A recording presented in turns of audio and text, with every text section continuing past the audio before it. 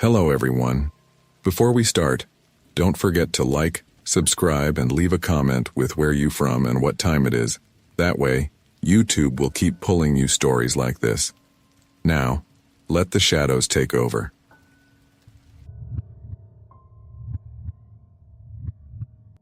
In 2018, I had just moved into my first real apartment in Portland, Oregon. It wasn't much, just a one-bedroom above a greasy old pizza shop with drafty windows and floors that creaked like they were tired of being stepped on. But for me, it was a big deal. After years of splitting cramped spaces with roommates and crashing on couches that weren't mine, I finally had a place of my own. The problem was, it didn't feel like mine. The living room was nothing but a folding chair, an air mattress that hissed out air all night, and my TV sitting on top of a moving box. I'd walk in after work, look at the bare walls and empty floor, and feel like I was squatting instead of actually living there. That's what made me check Craigslist. I figured people must give away decent stuff all the time when they move, and I was broke enough to need free. I scrolled through endless junk, busted recliners, sketchy stained mattresses, warped coffee tables. I was about to give up when one listing caught my eye. A green sectional couch. The pictures weren't great, dim lighting, bad angles, but it looked surprisingly clean. No rips, no sagging cushions, no obvious stains. The headline was short.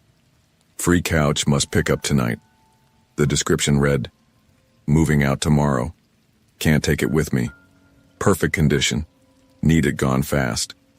It felt too good to be true. Still, I texted the number, and a guy named Jason replied immediately. His texts were clipped. Yes, still available.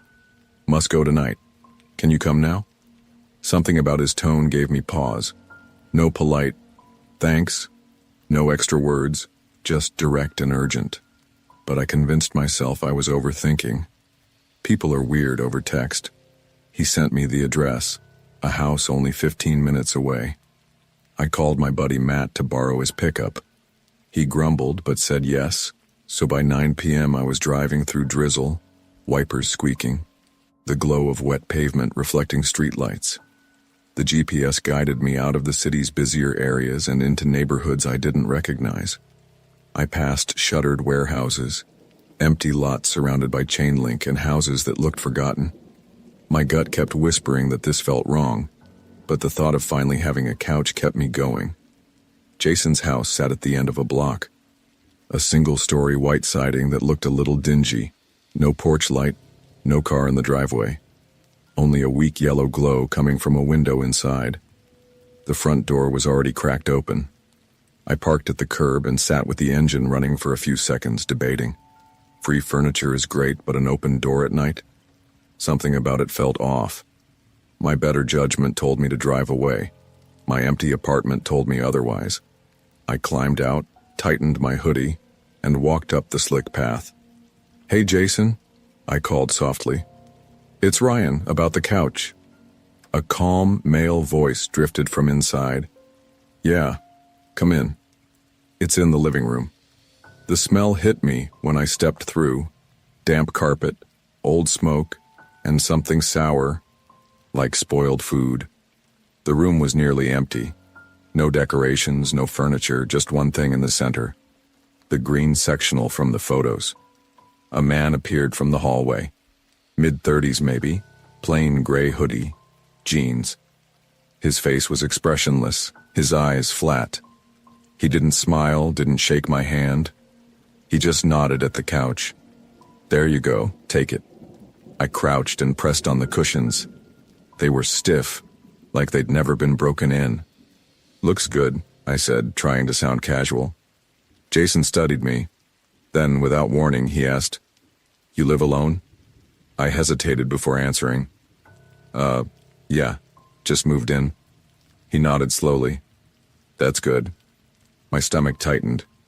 Something about the way he said it made me uneasy. I asked if he could help me lift one side. Instead of answering, he walked to the front door, closed it, and turned the deadbolt. The sound echoed too loudly in the empty house. I tried to laugh it off.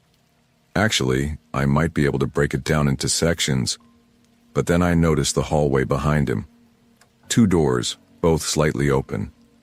For a split second, I saw something shift, like someone's head pulling back out of view. Jason finally spoke again, his voice calm, almost rehearsed. "Let me get something to help you."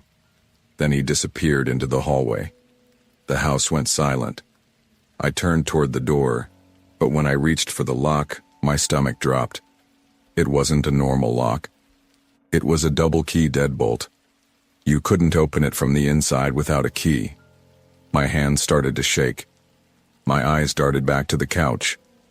The carpet beneath its legs looked newer, fresher, like it had been replaced. I lifted one cushion with trembling fingers. The smell hit first. Metallic, sour, wrong. Then I saw the dark stains soaking into the wooden frame. Deep stains that weren't from spilled drinks. From the hallway, Jason's voice floated out. "You find something?" I dropped the cushion so quickly it made a dull thud. My mouth was dry, but I forced out a shaky laugh. "Yeah, just checking if the cushions came apart. Thought it might fit easier in the truck." Jason stepped out of the hallway, hands still buried in his hoodie pocket. He looked at me for a long time, then glanced at the couch. "Solid wood," he said quietly. "Built to last." He wasn't carrying tools, he wasn't carrying straps, he wasn't preparing to move anything. He was just standing there between me and the hallway where I'd seen movement. My chest tightened. "You know what, man? I think I'll pass. Appreciate the offer, though." His smile was thin, almost mocking. "No trouble. Sit down a minute. We'll figure it out." The way he said it, calm, rehearsed, like it wasn't really an invitation, snapped something in me. I bolted for the window, shoved it up, and scrambled through. The frame cut my arm, but I didn't stop. I hit the wet grass outside, scrambled to my feet, and sprinted toward the truck. Behind me, the front door creaked open. Jason stood in the doorway, motionless, watching. He didn't chase. He didn't yell. He just stood there, eyes fixed on me, as if letting me leave was part of the plan. I tore down the street, hands shaking so bad I almost dropped the keys. The engine roared, tires squealed, and I sped through the rain-slick roads until the house was far behind. But the image of Jason's blank stare stayed burned into my mind. Back in my apartment, I couldn't calm down. I paced the bare floor, every shadow feeling alive. My cut arm throbbed, my clothes were soaked, but none of it mattered. My gut told me something worse would have happened if I'd stayed. At 3 a.m., I finally sat down at my laptop and searched the address. The first result on Zillow made my stomach sink. The house had been foreclosed almost a year earlier. County records confirmed it. No current residents. It was supposed to be empty. No Jason listed, no tenants, nothing. The next day, out of morbid curiosity, I checked Craigslist again. The couch listing was gone. But the day after that, it reappeared. Same sectional, different photos. The description was nearly identical. Perfect condition. Must go tonight. I flagged it, but it didn't matter. The next day it vanished, only to reappear again under a new posting. For weeks I jumped at every sound in my apartment. Once, when I came home from work, there was an envelope slipped halfway under my door. No return address, no stamp. Inside was nothing but a photo, my apartment building at night, taken from across the street. No note, just the photo. That night, I barely slept. Around 2 a.m., I heard footsteps outside my door. Slow, deliberate. They stopped right outside, and for a full minute, whoever it was didn't move. Then, softly, I heard a man's voice murmur through the crack. "You live alone. That's good." I sat frozen on my mattress, too terrified to breathe until the footsteps finally retreated down the hall. I don't use Craigslist anymore, and I haven't looked at a free couch since.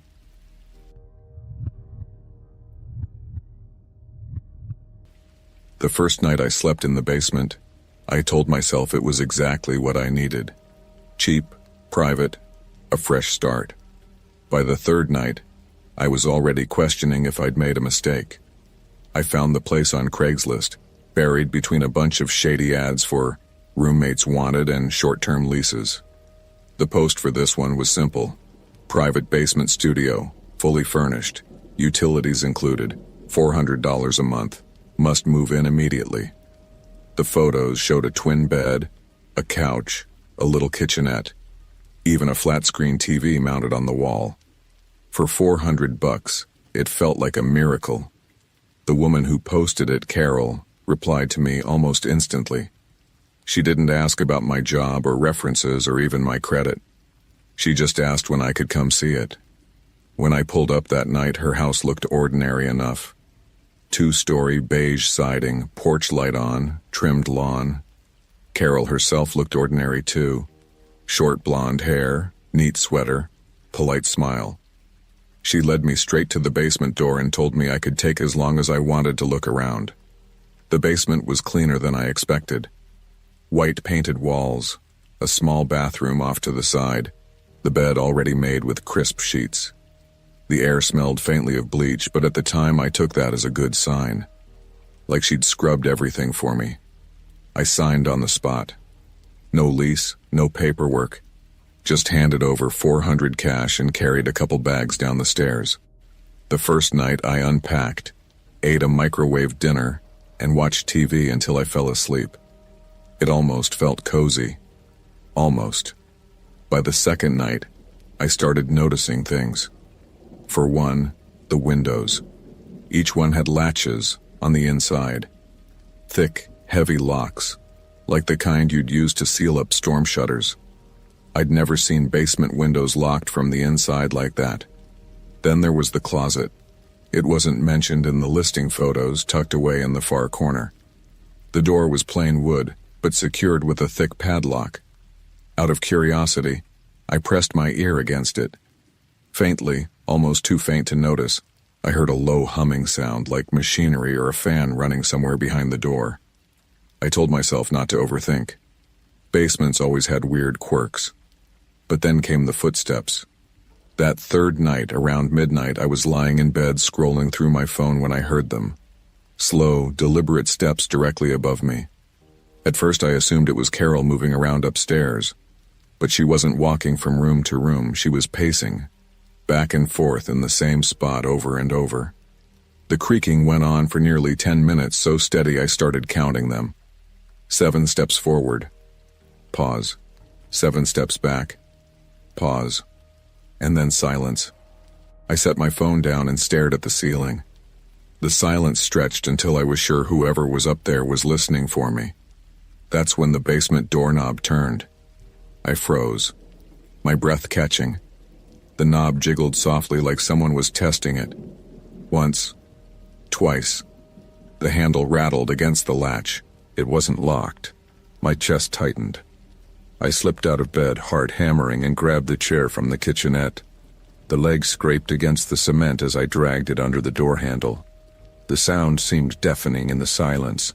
The knob twisted again, this time harder, meeting resistance against the chair. Whoever was on the other side stopped. For the next hour, I sat on the bed with my eyes fixed on that door, waiting for the knob to turn again. It never did. The next morning, Carol came down carrying a wicker basket. "Just wanted to welcome you properly," she said, setting it on the counter. Inside were muffins, wrapped neatly in paper napkins. I forced a smile. "Thanks, that's nice of you." Her smile stayed a second too long. "Everything comfortable down here?" "Yeah," I said quickly. "It's fine." She nodded but didn't leave right away. Her eyes wandered around the basement, scanning it slowly like she was memorizing what I'd touched. Finally she left and I pulled one of the muffins apart. It was dry, stale, definitely store-bought, not fresh like she pretended. That afternoon, when I stepped outside for some air, I ran into the neighbor, an older guy raking leaves. When I told him I was renting the basement from Carol, he froze for half a second. His eyes flicked to the house, then back to me. "Didn't know she was renting?" he said flatly, and went back to his rake without another word. That night I pushed the chair back under the doorknob before bed. The footsteps started again around 1 a.m. Same pattern. 7 steps forward. Pause. 7 steps back. Pause. Then silence. My chest was already tight when I heard the first scrape. Not from the door this time. From the locked closet in the corner. I stared at it in the dark, heart pounding, as the scraping grew louder, like metal dragging against wood from inside. Then it stopped. The silence was unbearable. I stepped closer, one slow shuffle at a time, until I was right in front of the door. I pressed my ear to the cool wood. At first, nothing. Just the faint hum of machinery somewhere deep behind the walls. Then, so softly I almost thought I imagined it, came a sound that froze me in place. A voice. Muffled, distorted, pressing through the wood. It whispered one word. Help. I staggered back from the closet door, my pulse slamming in my ears. The word echoed in my head. Help. I waited, frozen in place, for it to come again. But the basement went silent, heavy and suffocating. The only sound was the hum behind the locked door, steady and mechanical, like something running far underground. I didn't sleep that night. I stayed on the couch with the TV on mute, staring at the closet. Every so often I thought I saw the padlock tremble, like something inside was pressing against the door. By morning I'd convinced myself I was imagining things. Sleep deprivation. Stress. My mind playing tricks in the silence. Carol came down with another basket, this time filled with fruit. She set it on the counter, smiling that same too-wide smile. You settling in? I nodded quickly, pretending I was fine. But she tilted her head, eyes narrowing just slightly. You look tired. Rough night? I forced a laugh. Yeah, just adjusting to a new place. Her smile didn't move, but her eyes did, flicking briefly toward the closet in the corner. Then back to me. You'll get used to it, she said. And then, like it was an afterthought, don't go poking around in places that aren't yours. Some things are locked for a reason. My stomach twisted. That afternoon, I searched the basement inch by inch. The walls were painted white, but when I looked closely, I saw uneven patches where the paint was thicker, like something had been covered up. Stains bleeding through. The bathroom door had a chain lock on the outside, the kind you'd use to keep someone in, not out. And then there was the vent, a small metal grate near the ceiling. When I pressed my ear against it, I heard it. Not just the hum of machinery, but something else. Breathing. Ragged, uneven breathing. That night, I wedged the chair under the basement door again. I sat awake, phone in hand, waiting. The footsteps came just like before. Slow, measured, back and forth above me. But this time, they stopped directly over the closet. The boards creaked as if someone was standing still, listening. Then, all at once, the padlock rattled violently. I leapt to my feet, heart hammering. The closet door shook, metal clanging against wood, as if someone inside was pounding, trying to force it open. I staggered back, fumbling for my phone, but before I could dial, the noise stopped. A silence heavier than before filled the room. And then from inside the closet, I heard it again. The muffled voice. Not one word this time, a sentence. They don't let us out. My phone slipped in my hands. The voice was real. Someone was in there. I grabbed my bag, shoved what little I owned into it, and ran to the door. The chair scraped against the floor as I yanked it away, fumbling with the knob. It was locked from the outside. Panic clawed at me. I slammed my shoulder against the door, rattling it in its frame, but it didn't budge. And then I heard Carol's voice, calm and steady, drifting down the staircase. You're not supposed to hear them. Her footsteps creaked closer, slow and deliberate, one step at a time. I scrambled back into the basement, searching desperately for another way out. The windows. I ran to the nearest one, clawing at the latch, but it wouldn't move. The lock was rusted shut. I threw my weight against it again and again, until finally the glass cracked. Carol's footsteps reached the bottom of the stairs. I smashed my elbow into the window until shards spilled out, slicing my arm, but I didn't care. I hauled myself through the frame, glass ripping at my clothes. My feet hit the grass outside, and I bolted into the dark street.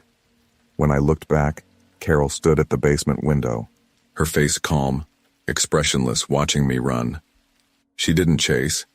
She didn't shout. She just watched. I ran until my lungs burned, until I reached a main road where cars passed. I flagged one down and begged them to call the police. When officers went to the house, Carol was gone. The basement was empty. No closet. No padlock. Just bare painted walls where I swore the door had been. They told me it was probably stress, sleep deprivation, that I was lucky to get out of a sketchy situation before anything happened. But I know what I heard. I check Craigslist sometimes, against my better judgment, and a few weeks later, I saw it again. A new ad, same phrasing. Private basement studio, furnished, utilities included, must move in immediately. Different photos this time, different city, but when I looked closely, I saw the same closet door in the corner, and sometimes, late at night, I swear I can still hear that muffled voice in my head. They don't let us out.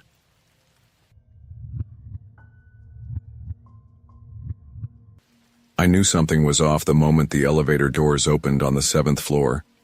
The place didn't look like a normal office. The air was thick with dust and chemicals, the kind of smell you get when a building has been sitting unused for too long. The fluorescent lights overhead buzzed faintly, flickering every so often, casting the cubicles in a sickly yellow glow. Everything about it felt abandoned, yet somehow this was where I was told I'd be working. It was my first night on the job. The Craigslist ad had been simple. It promised an overnight position as a records clerk, no experience needed, $25 an hour, cash at the end of each week. For a broke college student drowning in tuition payments, it sounded like easy money. I didn't ask why the posting was buried in the miscellaneous section, or why it only listed a vague office address with no company name. I just applied, and within a day, I got an email telling me I was hired. When I showed up for the interview, it barely lasted 5 minutes. A tall man in a black suit with no name tag shook my hand, asked if I was dependable, and then slid a thin folder across the table. Inside was a single sheet of instructions. He told me to read carefully because following them was the most important part of the job. The rules didn't make sense. The work hours were 11 at night until 7 in the morning, which was fine. But then I read that I was never to use the elevators between midnight and 3 a.m. If I ever heard typing coming from an empty office, I wasn't supposed to investigate. And if anyone in the building ever asked me who hired me, I wasn't supposed to answer. I laughed nervously at the time, waiting for him to crack a smile, but his face stayed perfectly blank. He simply asked if I understood. Against my better judgment, I nodded. And now, standing in this lifeless office with a clipboard in my hand, I was beginning to wonder if I'd made a mistake. My first task was easy enough. I was told to check rows of filing cabinets against a printed inventory. When I opened the first drawer, I saw files stacked neatly inside. Most were from the last decade, but mixed among them were folders from the 1960s and 70s. Some were handwritten on yellowing paper, others typed on old machines that hadn't been used in decades. It didn't make sense why they'd all be stored here together, but I kept working. Around 11:45, I heard it. Typing. It was faint at first, just a light clicking sound drifting through the maze of cubicles. But it grew clearer the longer I listened. Someone was typing furiously, hammering keys in a steady rhythm. The sound was coming from an office at the far end of the floor. My instructions had been clear. Don't investigate. So I stayed put, forcing myself to keep checking folders even though my hands had started to shake. Every second, the typing grew louder, echoing in the silence of the empty office floor. At midnight sharp, the typing stopped. That was when the elevator dinged. The sound echoed through the entire floor, sharp and unnatural in the dead quiet. My stomach dropped. The instructions had specifically warned me not to use the elevators between midnight and 3. Yet the doors were opening. I crouched behind a row of cabinets, my pulse hammering in my ears, and peeked toward the hallway. Something stepped out. At first I thought it was a man. It wore a perfectly pressed black suit, its shoes clicking against the tile in slow, deliberate steps. But then I saw its head. It wasn't right. Too long, too smooth, completely featureless. Where a face should have been, there was nothing but a blank, pale surface. It walked slowly through the cubicles, and as it passed under the lights, each fluorescent bulb flickered violently, buzzing as though the electricity itself recoiled from it. I pressed myself against the cabinet, barely daring to breathe. My eyes burned from not blinking, my heart slamming so hard I thought it might give me away. The thing moved across the floor, pausing every so often as if it were listening.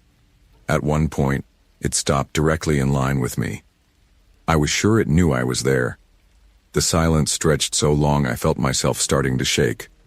But then, as calmly as it had arrived, it walked to the far end of the floor. It opened the door to the office where the typing had come from and stepped inside. The door shut softly behind it. The silence that followed was unbearable. I stayed crouched for what felt like forever, every second convinced it would come back out. Finally, after what must have been 20 minutes, I dared to move. That was when I noticed something lying on the floor near the elevator doors. I crept over and picked it up. It was a lanyard, an ID badge, old and faded. The photo showed a young man in his early 20s, his face tired and gaunt. His name was smudged by water damage, but his job title was still visible. Overnight records clerk. The issue date was from 1997.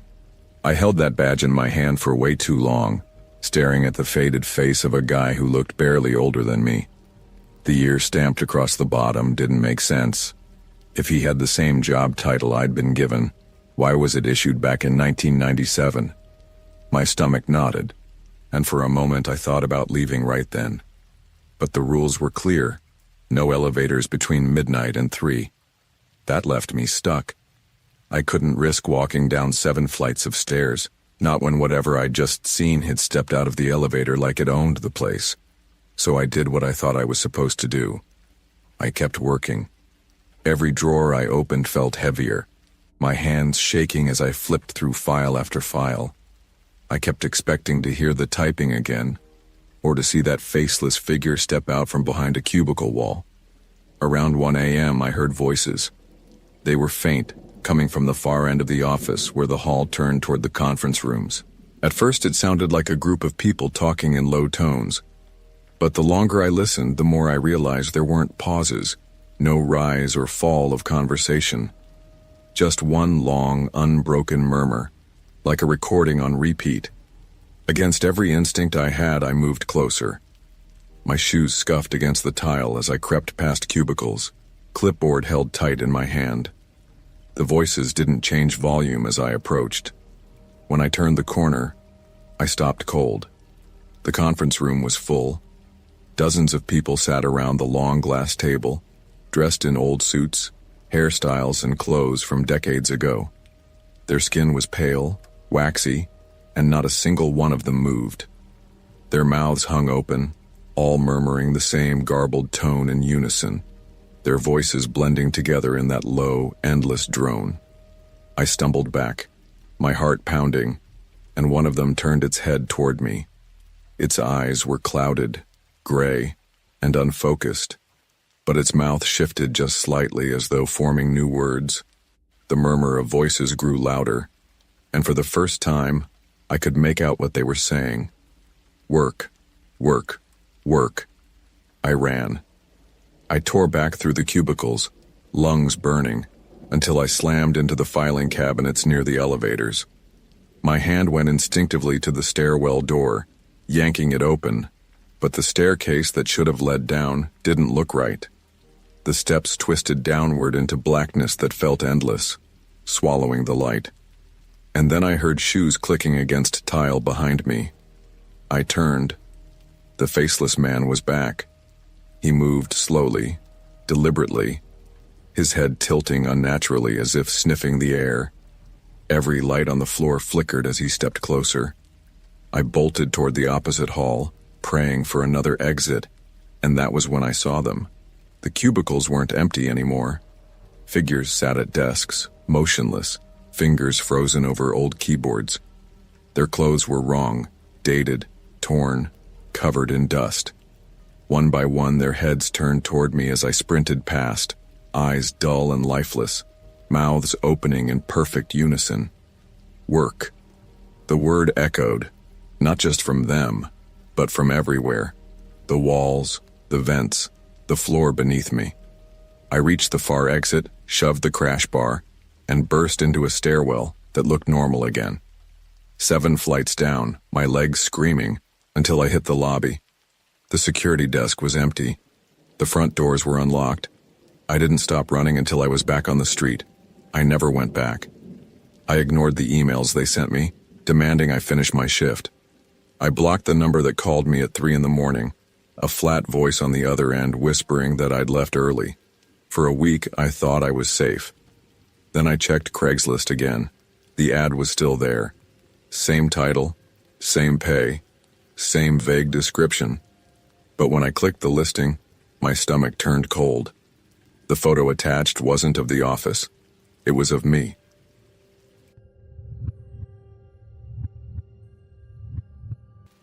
I wasn't even looking for anything that night. I'd been up too late scrolling through Craigslist out of boredom. Most people go there for furniture, cars, maybe job postings, but I always found myself wandering into the community and lost and found sections. It sounds strange, but there was something about reading people's desperate posts that pulled me in. Lost pets, stolen bikes, the occasional plea for help tracking down a family heirloom. But this time, it was different. The headline stopped me cold. Please help me find my daughter. I clicked before I even realized what I was doing. The post was short, almost frantic. A little girl named Lily, age 7, had gone missing from a park just 2 days earlier. The words looked like they'd been typed in a rush, sentences unfinished, spelling mistakes scattered throughout. At the bottom, there was a blurry photo of a girl with long brown hair, wearing a yellow jacket. The post begged anyone who might have seen her to reach out.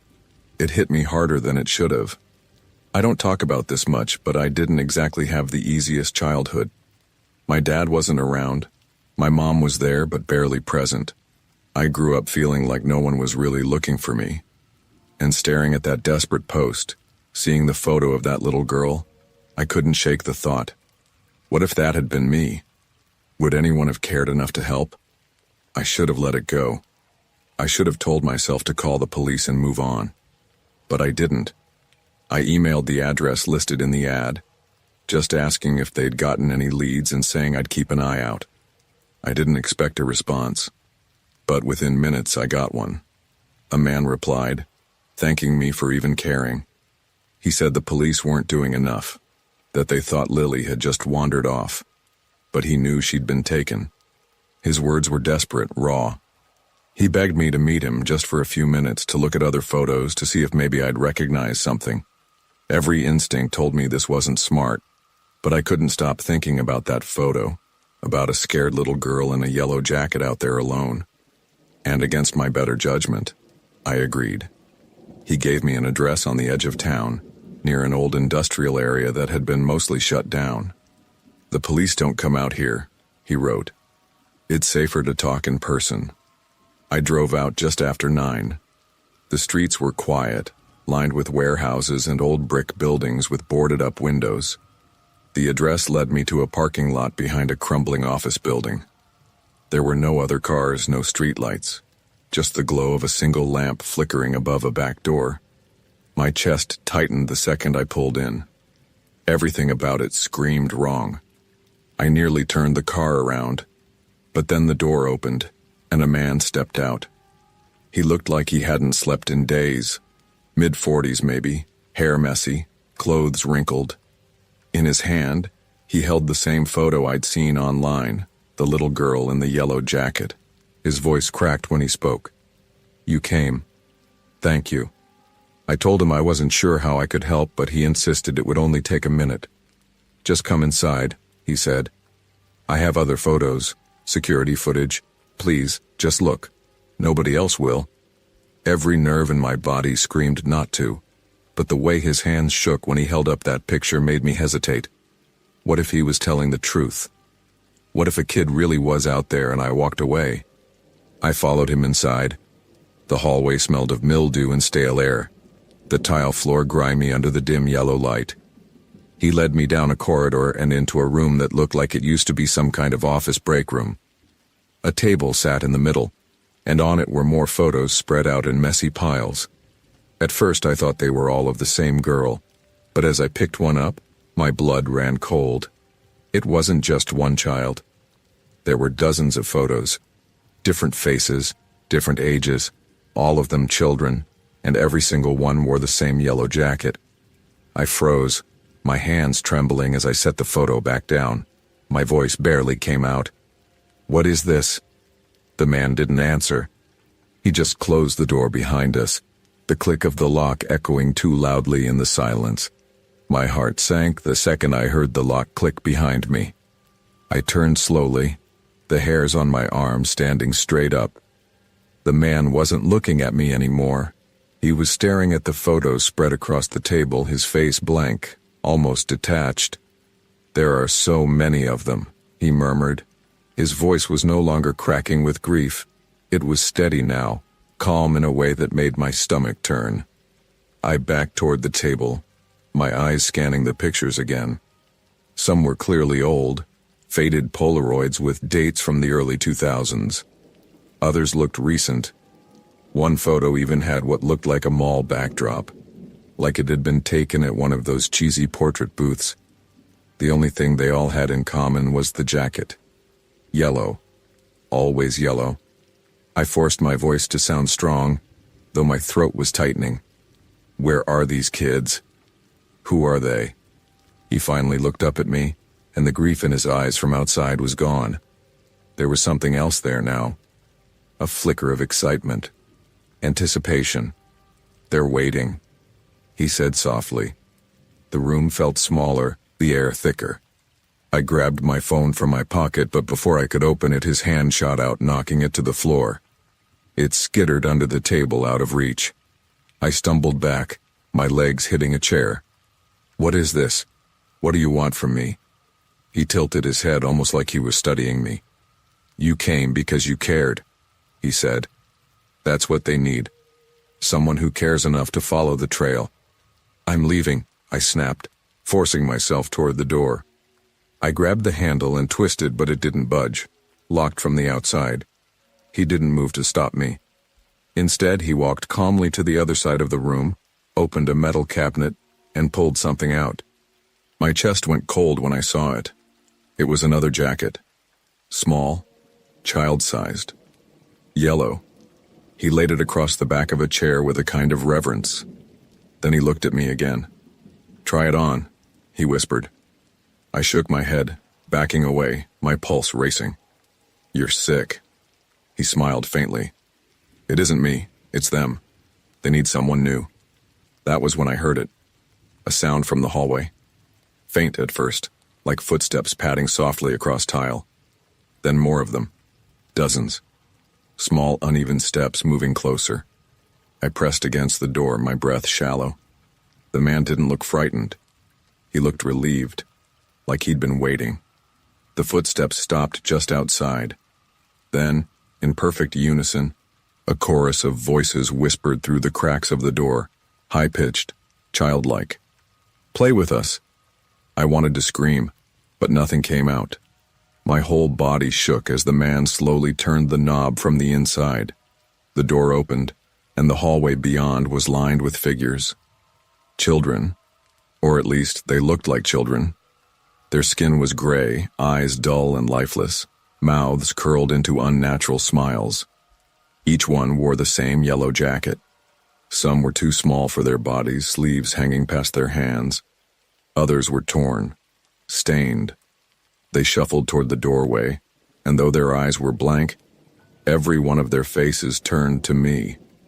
I shoved past the man, knocking him off balance, and ran. The children's footsteps followed, fast and frantic, their whispers echoing in the empty halls.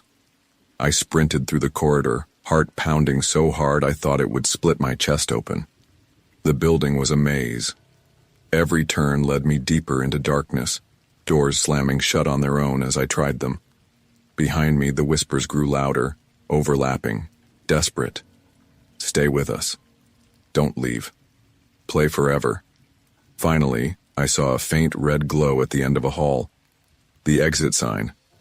I barreled toward it, lungs burning. My hands hit the crash bar, and the door burst open. Cold night air hit my face as I stumbled into the parking lot. When I looked back, the door swung slowly shut. No children followed. No man.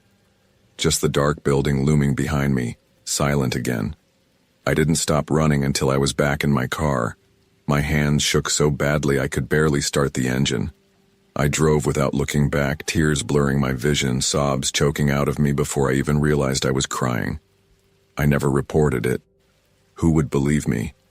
Who would believe that the missing child wasn't missing at all, but part of something worse? Sometimes, late at night, I still see that Craigslist post in my mind.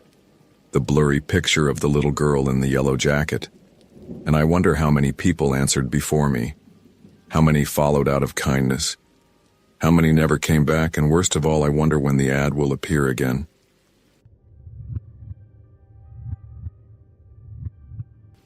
I've made a lot of dumb decisions trying to get my food truck off the ground, but the one that still haunts me started with a Craigslist ad. It was under the business equipment section.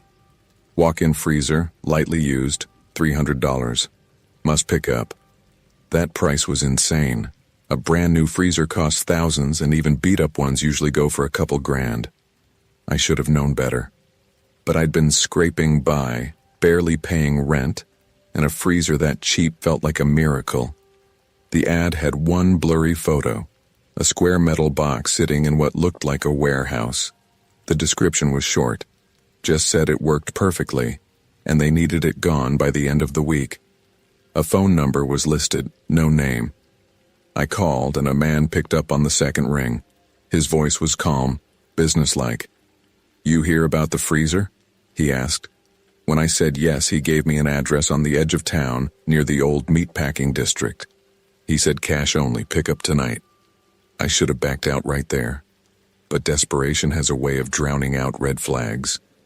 The warehouse sat at the end of a cracked asphalt road, weeds growing through the pavement. The windows were blacked out and only one light flickered over the loading dock. When I pulled in, 2 men were waiting. Both wore work boots and jackets that looked stained, though with what, I couldn't tell. "You're here for the freezer?" one of them asked. His smile was thin, almost rehearsed. I nodded, gripping the envelope of cash in my pocket. "Yeah. The $300 one?" The other man chuckled under his breath, but didn't say why. They led me inside. The warehouse was mostly empty. Dust covered the concrete floors, and the air smelled faintly of bleach mixed with something sour. The hum of a single industrial light echoed through the space. At the far end, sitting alone like some kind of metal tomb, was the freezer from the photo. It looked newer than I expected. Tall steel walls, a heavy latch on the front. Too new to be sold for $300. "Still works perfectly," the first man said. "We just don't need it anymore." I walked around it slowly, running my hand across the cold metal. That's when I noticed the scratches. Long gouges etched into the inside of the doorframe, deep enough to leave grooves in the steel. "Looks like someone went at this with a knife," I said, trying to sound casual. Neither man laughed. One of them shrugged. Old tenant had problems with vandals, probably kids messing around. I bent down and looked closer. The scratches weren't random. They were clustered near the latch as if someone had been clawing at the door, desperate to get it open. Inside, the smell hit me. Faint at first, then stronger as the cold air spilled out. It wasn't rot exactly, but something metallic, sharp, the way blood smells when it dries on steel. You said it still runs? I asked, my voice cracking more than I wanted. Oh yeah, one of the men said. Want to step inside? Get a feel for the cold. Helps you see how well it keeps temperature. Every nerve in my body told me not to, but I'd come this far and they were watching me closely, their expressions unreadable. To turn back now would make me look suspicious. So I ducked inside. The walls gleamed silver under the weak light. Frost clung to the corners. I ran my hand along one wall, trying to hide the fact that my pulse was racing. That's when my eyes fell to the floor. There were stains. Faint, brownish smears frozen into the grooves. They stretched toward the drain in the center like something had been dragged. My stomach lurched, but before I could move, the heavy door clanged shut behind me. The latch clicked into place, and I was in the dark. The darkness hit me like a punch. It was total. Absolute. The kind that makes you doubt your eyes are even open. The cold was worse. Within seconds it seeped through my jacket, clawing into my bones. My breath came out in frantic clouds already fogging the air. I slammed my fists against the door. Hey, open this thing, not funny. My voice echoed back at me, muffled and small against the thick steel. For a few seconds I heard nothing. Then came the sound of footsteps outside. Slow, deliberate. 2 sets, pacing back and forth just beyond the door. I hammered harder, panic rising. I've got cash, just let me out, you can keep the money. The footsteps stopped. Silence stretched for a beat too long. Then one of them spoke, his voice muffled through the door but still clear enough to freeze me in place. Not the money we're after. My throat tightened. I stumbled back into the freezer, nearly slipping on the frosted floor. The air was already biting, sharp against my lungs. My fingers throbbed with cold. I pulled out my phone, but the screen flickered weakly before dying. The battery drained from the cold almost instantly. That's when I realized I wasn't the first person in here. In the faint spill of light that crept through a crack in the doorframe, I saw scratches etched deep into the steel walls. Words carved by trembling hands. Let me out. They won't stop. Not food. Bile rose in my throat. My shaking hands slid across the wall until I found something else, a small object half frozen into the corner. I tugged it free, and a sob tore from my chest. It was a wallet, the leather stiff with frost. Inside was an ID card for a man named Caleb, smiling in the photo like he still believed in tomorrow. Tucked behind it was a note, scrawled hastily on a torn receipt. If you're reading this, you won't last long. Don't beg. They like it when you beg. I dropped the wallet as if it burned me. My breath came faster, panic fogging the air. Then came the sound. At first I thought it was the groan of the freezer's compressor kicking on. But it wasn't mechanical. It was wet. A dragging, scraping noise from the far wall. I squinted through the dim light, and my stomach turned to ice.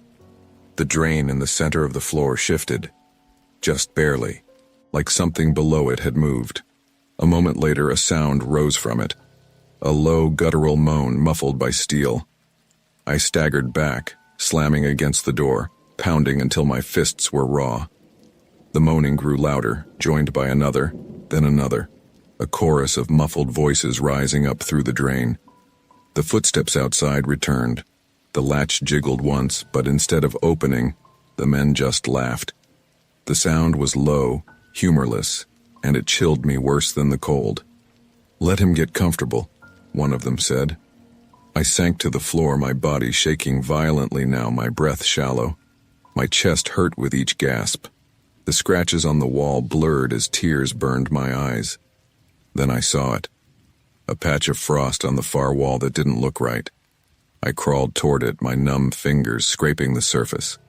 The frost was thinner there, like it had been cleared away before, and beneath it, etched deep into the steel, were more words. It isn't a freezer. Before I could process it, the drain clanged. Something struck it from below, hard enough to rattle the floor. A hand, pale, frostbitten, fingers broken at odd angles, shot up through the slats, clawing at the air. I screamed, scrambling back as the voices below rose into frantic wails. The hand twisted violently, trying to pull itself through, but it was too wide to fit. Still, the sight of it thrashing in the center of the freezer burned into my mind. And then as quickly as it had appeared, it vanished. The footsteps outside grew louder. The latch clicked, and the door creaked open just enough for a flood of warm air to hit me. One of the men stood silhouetted in the light, his face shadowed. "You'll do," he said flatly. I shoved past him with every ounce of strength I had, barreling through the loading dock. My legs were weak, stiff from the cold, but adrenaline carried me. I stumbled into the night air, lungs burning, the men shouting behind me. Somehow I made it to my truck, slammed the door, and peeled out of the lot, gravel spitting under my tires. I never looked back. For days afterward, I didn't sleep. I kept seeing that hand, those words on the wall. "It isn't a freezer." I finally reported it to the police, but when they went to the address, the warehouse was empty. No freezer, no men, nothing but dust. They wrote me off as another paranoid kid who got scammed. But a week later, I saw it. Another Craigslist ad. Different photo, different price, but unmistakable. A walk-in freezer, sitting alone in a warehouse. The description was the same. Lightly used. Must pick up. I still don't know what I almost became a part of that night, and I don't want to. But I know one thing. That ad will never stop, and one day, someone else will answer it.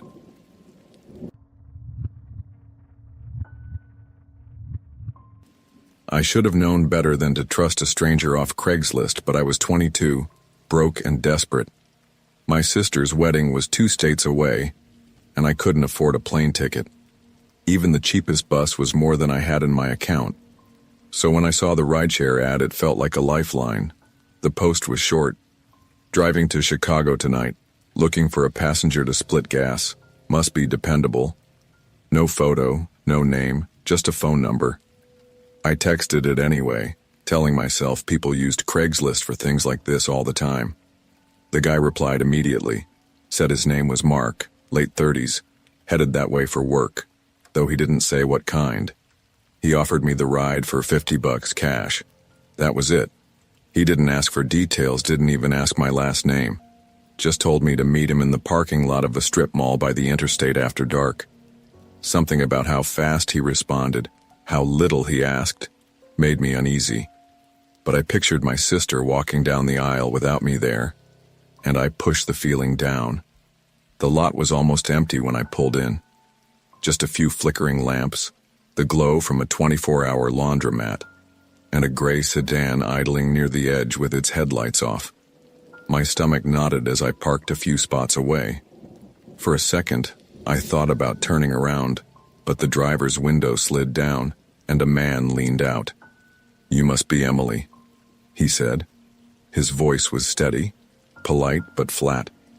He wore a baseball cap pulled low, shadows hiding most of his face. "Throw your bag in the trunk. We've got a long drive." I hesitated, clutching the envelope of cash in my pocket. The trunk popped open with a click. I carried my backpack over, lifted the lid, and froze. The trunk was empty, but not clean. The carpet was torn in places, the fabric stained darker in patches I didn't want to think about. As I dropped my bag inside, something metal shifted under it with a hollow clang. "Everything okay?" Mark's voice called from the car. "Yeah," I said quickly, slamming the trunk shut. The sound echoed too loudly in the quiet lot. I slid into the passenger seat, the cold air smelling faintly of cigarettes and something chemical, like bleach. Mark smiled, though it never reached his eyes. "Glad to have company," he said. We pulled out of the lot, onto the empty highway. At first, it felt almost normal. He asked me where I was headed, what I did for school, if I had family in Chicago. But the way he asked felt wrong. Not casual, not conversational. His eyes flicked toward me every few seconds, sharp and assessing, like he was memorizing my answers. When I asked about him, he was vague. Said he worked in sales, but couldn't say what. Claimed he'd been making the trip for years, though he didn't have a GPS or even his phone out. I kept checking my own phone, making sure we were still on I-90. For the first hour, we were. The lights of the city slowly gave way to stretches of dark highway, neon signs from gas stations growing fewer and farther apart. Then, without warning, Mark took an exit. The ramp curved sharply into black forest. No lights, no towns, just two narrow lanes stretching into the dark. I tried to keep my voice even. "Why'd we get off the interstate?" He didn't answer at first. His hands tightened on the wheel. Then he said, "Back roads are faster, less traffic." "There isn't any traffic at this hour," I muttered before I could stop myself. He smiled faintly, eyes still on the road. Exactly. The silence that followed was unbearable. I tried calling my sister just to hear another voice, but the call dropped instantly. No service. I glanced into the back seat, hoping to see my bag, but the trunk had no pull-down latch inside the car, just darkness pressing from behind. Mark fiddled with the radio, flipping through static until he shut it off completely. The only sound left was the engine and the tires grinding over cracked pavement. After another 20 minutes, I started noticing road signs. They weren't pointing toward Chicago anymore. The towns listed weren't ones I'd ever heard of, each one smaller than the last. Then we passed a green sign lit up in the headlights. At first I thought it was normal, just another exit marker, but spray painted across it in letters so big they covered the town name were two words: "Don't stop." My throat went dry. I turned toward Mark, my mouth half open to speak, but the look on his face made the words die in my throat. He was smiling. The air in the car felt heavier after that sign. I couldn't stop staring at Mark's smile, the way it lingered just a moment too long before he turned his eyes back to the road. My palms were slick with sweat, and I rubbed them against my jeans, trying to think of something to say that wouldn't make things worse. "So, how long until we hit the next town?" I asked, forcing my voice to sound casual. "Not long," he said softly.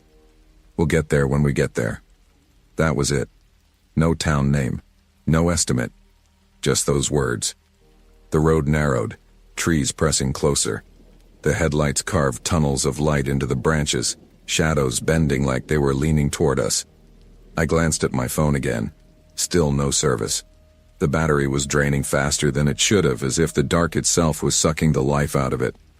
I thought about asking him to pull over. Pretend I was sick, maybe. But the spray-painted warning burned in my head. "Don't stop." Instead, I asked, "Mind if I grab my bag? I've got some snacks in there." He didn't answer. His hand gripped the wheel tighter, knuckles pale. Finally, he said, "Stay in your seat. We'll get there soon." Something in his tone made my blood run cold. Like he wasn't talking about snacks or even the trip anymore. Like there meant something else entirely. We drove in silence for another 10 minutes, maybe 15. It was impossible to keep track. The road twisted deeper into the woods. No houses, no signs, nothing but endless black trees. Then the car slowed. Up ahead, the beam of the headlights revealed another car pulled onto the shoulder. Black sedan, no license plates, trunk wide open. My chest tightened. The trunk was empty, but not really. Even from inside Mark's car, I could see the stains. Dark, old, baked into the carpet. Mark pulled up behind it and killed the headlights. The engine idled low, like a growl in the silence. I whispered, "Why are we stopping?" He looked at me then, really looked, and for the first time I saw his face clearly under the dim glow of the dash. His smile was gone. His eyes were hollow, tired, like someone who hadn't slept in years. "You said you wanted to help pay for gas," he said quietly. "This is where you pay." Before I could react, the back door of the sedan ahead opened. A second man stepped out, He looked almost identical to Mark. Same build, same clothes, same flat expression. He didn't say a word. He just stood there waiting. My body moved before my mind did. I grabbed the handle of the passenger door and shoved it open. The cold night air hit me like a slap, and I bolted into the trees. Branches whipped against my arms, thorns tearing my skin, but I didn't stop. Behind me I heard the crunch of leaves, 2 sets of footsteps, steady, unhurried. They didn't need to run. They knew these woods. I ran until my lungs burned, until my legs gave out and I collapsed against a tree, sucking in ragged breaths. The forest was silent except for my heartbeat. I pressed my hand over my mouth to muffle it, terrified even the sound of my breathing would give me away. Minutes passed, maybe longer. Then faintly, I heard it, the low rumble of an engine starting. Headlights flashed briefly through the trees as the sedan pulled away. I stayed frozen until the sound disappeared completely. When I finally staggered back toward the road, the cars were gone. Nothing but skid marks on the shoulder, and a smear of something dark near where the trunk had been. I walked for hours before I saw another car, a farmer heading into town at dawn. He slowed when he saw me, dirt-stained, trembling, eyes wild. I begged him not to leave me there, and he drove me straight to the nearest police station. The officers took my statement, but I could tell from their faces they didn't believe me. They checked the stretch of road I described, but there was nothing. No sedan, no skid marks, no sign of Mark. It didn't matter. A week later, I saw a new ad on Craigslist. Same wording, same offer. Driving to Chicago, looking for a passenger to split gas. Must be dependable. Different number, but the same price. $50.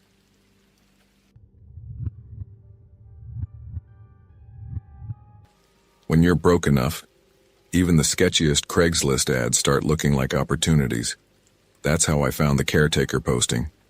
Caretaker needed for rural property. Minimal duties. Housing provided. $600 a week.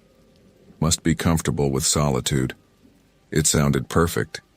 Too perfect. I was living out of my car at the time, barely scraping by on part-time shifts that didn't cover gas, let alone rent. The idea of steady pay and a place to sleep felt like a miracle. The ad had a phone number. I called expecting no answer, but a man picked up immediately. His voice was calm, clipped, like he was reading from a script. He told me the property was several hours out of town, deep in the countryside, and that I should pack light. Caretakers rarely last long, he said, almost casually, as though it were a joke. Then he gave me an address. The drive took me past miles of empty farmland, the roads narrowing until they were little more than cracked lanes winding through dense woods. By the time I found the entrance, the sun was already sinking low. 2 stone pillars marked a dirt driveway, the kind you'd miss if you weren't looking. A rusted iron gate sat open, leaning crooked on its hinges. The house at the end of the drive was enormous. 3 stories, gabled roof, windows boarded over in places. The lawn stretched into thick forest on every side. No neighbors, no roads, no lights. Just this place standing alone like it had been forgotten by time. The man who hired me was waiting on the porch. He wore a gray suit that looked decades out of style, his skin pale, eyes sunken like he hadn't slept in weeks. He didn't shake my hand, didn't even smile. He just handed me a set of old brass keys. "You'll have the run of the house," he said flatly. "Keep the doors locked at night. Stay inside after dark. You'll hear things in the woods, ignore them." I laughed nervously, thinking he was kidding, but his expression never changed. Before I could ask more, he was already walking down the drive. A black car I hadn't noticed before pulled up, and he climbed inside. Without another word, they drove off, leaving me alone with the house and the woods. Inside, the place was colder than it should have been. Dust coated the furniture, but it looked like someone had been there recently. The kitchen had fresh groceries, a bed upstairs had clean sheets. It felt staged, like a set designed to look lived in. As night fell, I tried to settle in. I made dinner, unpacked the little I had, but the silence pressed in heavy, broken only by the occasional creak of the house settling. Then, sometime after midnight, I heard it. Laughter. Faint at first, drifting through the trees outside. Children laughing, high-pitched and playful, like they were chasing each other in the dark. I froze at the kitchen table, every hair on my arms standing on end. There couldn't be children out here. The nearest town was miles away. I told myself it had to be foxes, or the wind. But then I heard it again, clearer this time. Definitely laughter. I went to the window, peering out across the overgrown lawn. The woods loomed black beyond the clearing, and for just a moment I saw movement between the trees. Small figures darting, too quick to make out. I backed away, heart racing, locking every door I could find. The laughter carried on for what felt like hours, fading and returning in waves, sometimes so close I swore it was just outside the window.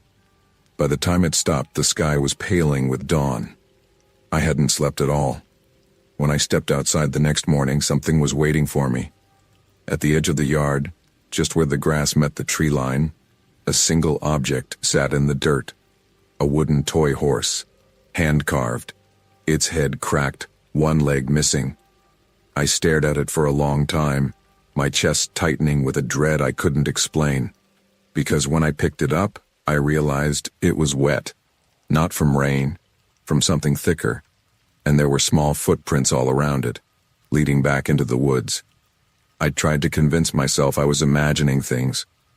That toy horse must have been left by someone years ago, maybe rain-soaked and warped. But the truth was harder to ignore. The footprints around it weren't old. They were fresh, pressed deep into the dirt as if whoever left them had been standing there hours before I woke up. I spent the day jumpy and restless, pacing the empty halls of the house. The silence pressed against me like a weight. Every creak of the floorboards made me whip my head around. I told myself I'd last at least a week. I needed the money. But as the sun began to dip, I felt my chest tighten. I remembered the man's warning. Stay inside after dark. You'll hear things. Ignore them. The second night, the laughter came sooner. It started faint, rising from the tree line before the last light of dusk had even faded. Children giggling, weaving between each other, voices overlapping in a high-pitched chorus. I pressed my back to the wall, clutching the brass keys in my hand like they meant something. By midnight, the laughter grew louder, closer. Every time I peeked from behind a curtain, I swore I saw movement at the edge of the trees. Shadows too small to be adults. Shapes darting across the grass, only to vanish when I blinked. At one point I heard the crunch of gravel right outside the front porch. I held my breath, listening, and then I heard it. A knock. 3 soft knocks. Like a child tapping politely. My stomach flipped. The man's warning screamed in my head. Ignore them. I stayed still, every muscle trembling. The knock came again, harder this time. And behind it, a voice. Please let us in. It's cold. My throat tightened. It was a little girl's voice. Sweet. Innocent. Another voice joined. A boy's. We're hungry. Just let us in. I couldn't move. My body was ice. Then came the sound of tiny fingernails dragging down the wood of the front door. A long, slow screech that made my teeth ache. I ran upstairs, slamming the bedroom door and locking it, curling into the corner like a child myself. The scratching went on for hours, mixed with bursts of laughter that rose and fell until dawn finally broke. When I dared to go back downstairs, the front door was shredded. Thin gouges crisscrossed the wood, deep enough to peel the paint. And on the porch, in neat rows, sat more toys. A wooden doll, a tin car, a jump rope frayed with age. All of them wet, all of them streaked with something dark. That was when I found the caretaker logs. They were tucked in a drawer of the old desk in the study. Dozens of notebooks, each with a different name scrawled on the first page. The entries were short, uneven, written by people who clearly hadn't been sleeping. Night 1, laughter in the trees. Night 2, they knocked at the door. Night 3, I think they're inside the house. The last entry of each log was always the same. I don't want to play anymore. I slammed the drawer shut, bile rising in my throat. That night, my third night, the voices came inside. I don't know how they got past the locks, but I woke to the sound of giggling at the foot of my bed. I sat up slowly, my eyes adjusting to the dark. The moonlight spilled faint through the window, just enough to see them. Children, 5 or 6 of them, standing in a semicircle around the bed, heads tilted, grinning. Their clothes were old-fashioned, tattered, caked with dirt. And their eyes were wrong. Too wide, glassy and gray, reflecting the moonlight like an animal's. One of them held the wooden horse from the first night. He dropped it at my feet and whispered, "Your turn." I screamed, leaping from the bed, bolting past them. Their laughter erupted all at once, deafening in the small room. I tore down the hallway, heart slamming, every door slamming shut as I ran past, trapping me, hurting me. By the time I reached the stairs, they were behind me. Small hands grabbing at my shirt, cold fingers tangling in my hair. I stumbled, falling down the last steps and hitting the floor hard enough to knock the wind out of me. I crawled to the front door, clutching at the lock with shaking hands, when I realized the toys were gone. Every single one. The porch was bare, empty, and carved into the wood of the door, deep and fresh, were 4 words. "Welcome to the game." I don't remember getting out. I don't remember the drive back to town. I only remember waking in my car hours later, parked outside a gas station, the brass keys still clutched in my hand. I tried to go back once with the police, tried to show them the house, the property, the notebooks, but the address led nowhere. Just endless trees where the driveway should have been.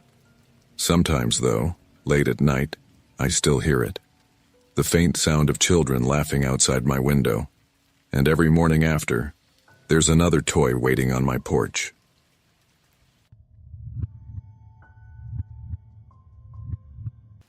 I've always hated how holidays make me feel, not because I dislike them, but because they remind me of what I don't have.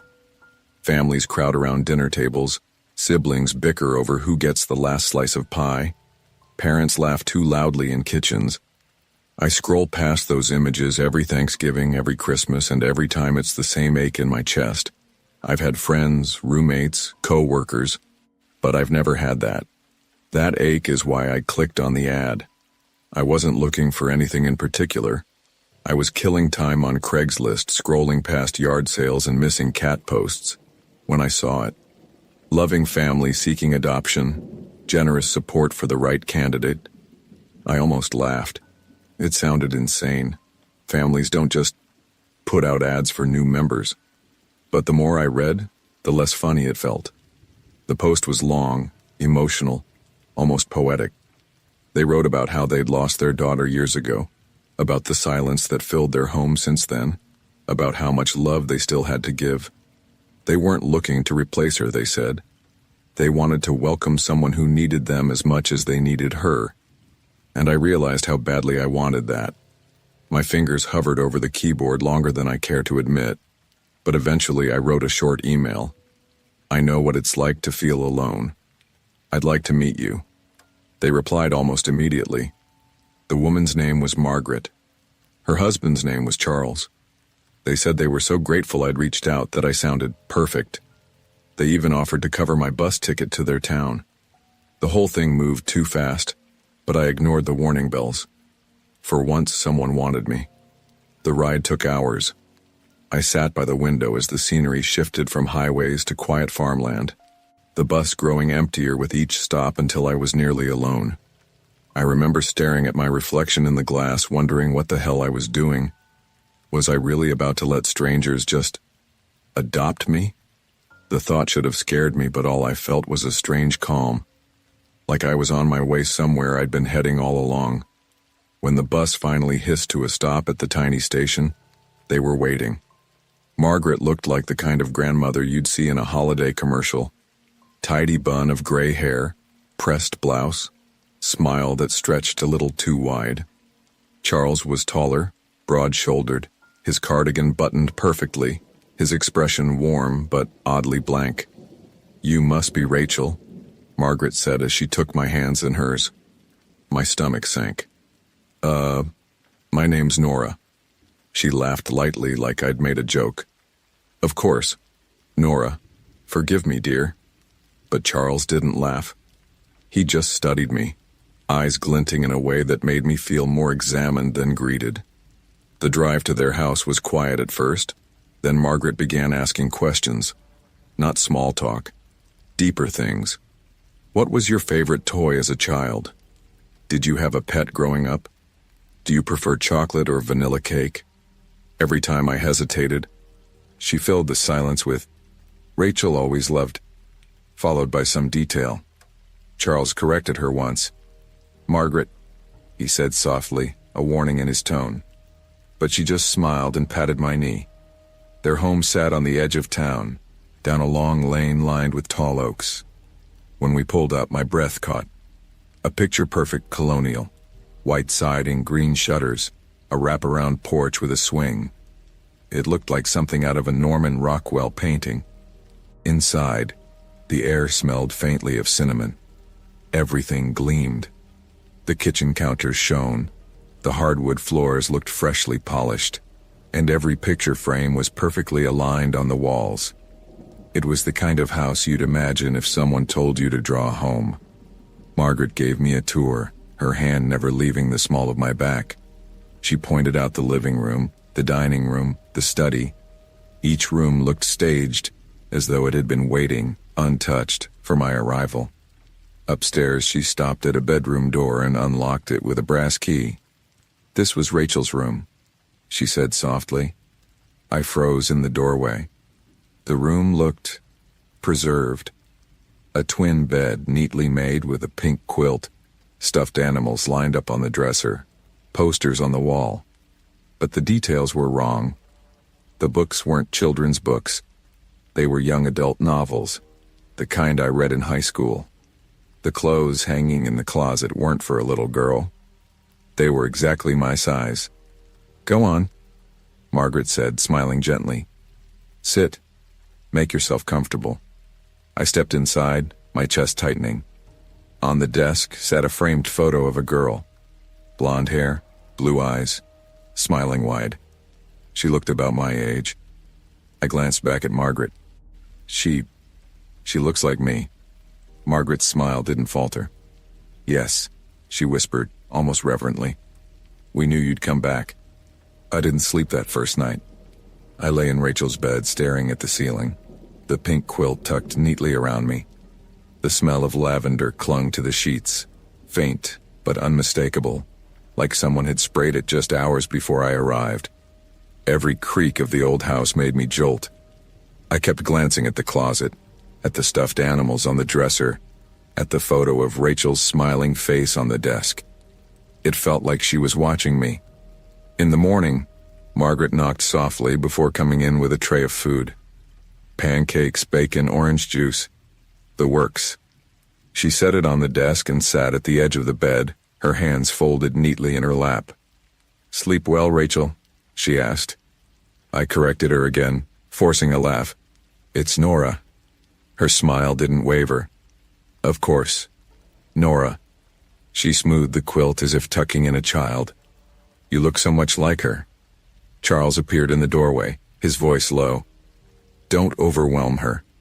Margaret nodded obediently, but as she left the room, she whispered something I'll never forget. "You'll remember soon." The days that followed blurred together. They gave me everything I could have wanted: hot meals, clean clothes, a warm bed. Margaret fussed over me, brushing my hair, asking if I wanted my favorite meals. Charles was quieter, but his eyes were always on me, studying, measuring. At dinner, they insisted I sit at the head of the table. "That was Rachel's seat," Margaret said, placing a hand on my shoulder. "It's yours now." I tried to eat, but the walls were lined with family photos, and Rachel was in every one of them. Birthdays, holidays, vacations. And as the years went on, she didn't change. In the photos from just last year, she looked exactly my age. One night, I couldn't take it anymore. I crept downstairs after midnight, my footsteps muffled by the thick carpet. The house was silent, but the study door was ajar. Inside, the desk lamp glowed dimly. Papers were spread across the surface. Adoption records, missing person flyers, newspaper clippings. My stomach flipped as I read the headlines. Local teen disappears. Search for young woman continues. Family pleads for return of daughter. Each article had a photo. Different girls, different years. But all of them had the same description. Blonde, blue eyes, average build. All of them looked eerily similar to me. And each file ended the same way, handwritten across the bottom in Margaret's looping script. Adopted. I staggered back, knocking into a filing cabinet. The noise echoed like a gunshot. I froze, listening. Then I heard footsteps upstairs. I bolted for the front door, fumbling with the lock, but it wouldn't budge. The brass keys they'd given me only fit the inside rooms, not the exit. Behind me, a voice drifted down the stairs. Rachel. Margaret's tone was sing-song, motherly, but the sound curdled my blood. Where are you going, dear? It's late. I sprinted up the stairs, desperate, disoriented. Every hallway looked the same. I shoved open doors, closets, guest rooms, storage, until I found one that was different. Rachel's door. The air inside was colder, heavier. The smell of lavender was suffocating now.